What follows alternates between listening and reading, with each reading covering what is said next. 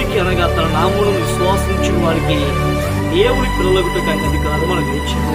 ఎవరైతే యేసు ప్రభువుని నమ్ముకుంటారో, ఎవరైతే యేసు ప్రభువుని ఒప్పుకుంటారో, ఎవరైతే యేసు ప్రభు వారిని సొంత రక్షణ అంగీకరిస్తారో అలాంటి వారిని కూర్చి బైబిల్ గ్రంథం గురించి ఒక మంచి మాట ఏంటంటే, వారందరూ దేవుని పిల్లలు.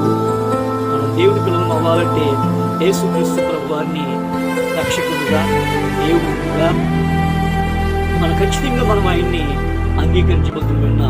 ఏదైనా మనుషులు వేటినో దేవుళ్ళుగా భావించుకుని వాటిని అంగీకరిస్తున్నారు, కానీ లోకరక్షకుడు నిజ దేవుడైన యేసుక్రీస్తు ప్రభు వారిని దేవుడిగా అంగీకరించలేదు. ఎవరు అంగీకరించినా అంగీకరించకపోయినా ఈ వాక్యం ఉంటున్న మీరు యేసు ప్రభు వారిని అంగీకరించండి.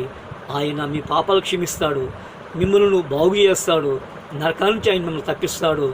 ఆ రీతిగా ప్రభువు మిమ్మల్ని తప్పించి రక్షించి కాపాడాలని, స్వస్థపరచాలని ప్రార్థిస్తూ ఈ కొన్ని మాటలు ముగిస్తున్నాను. దేవుడు తన హెచ్చరిక మాటను, వాక్యమును దేవుడు దీవించునుగాక. ఆమేన్. మీ అందరికీ ప్రభు పేరట మరొకసారి వందనాలు తెలియజేస్తూ ఈ కార్యక్రమం ముగిస్తున్నాను.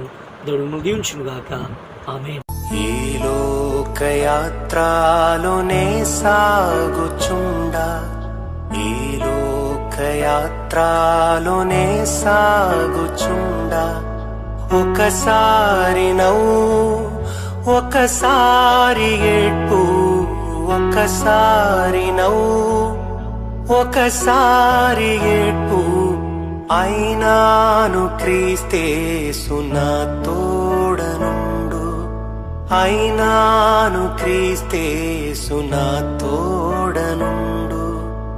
ఈ లోకయాత్రలోనే సాగుచుండా, ఈ లోకయాత్రలోనే సాగుచుండా.